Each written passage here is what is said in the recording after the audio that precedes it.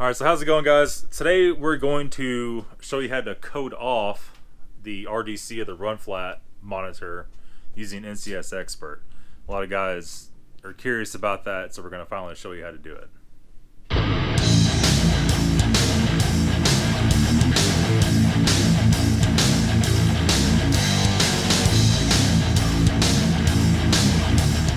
Okay, so we loaded up NCS Dummy, and we're in right now the CCC APP COC for this particular car, and we have tire pressure control RDC, and we're going to click that to not enable.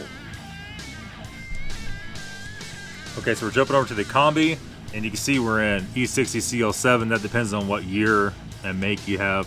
Now we're going to turn off the tire pressure control RDC installed. Click that to not enabled. And you could also turn off your seatbelt stuff in this one too. Your seatbelt alarm.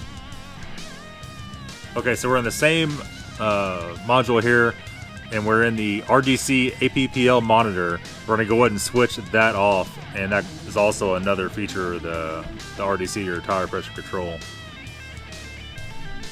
Okay, guys, so I don't see it on here, but you could possibly have a alive counter, ALIVE, in here for the RDC. You need to turn off also.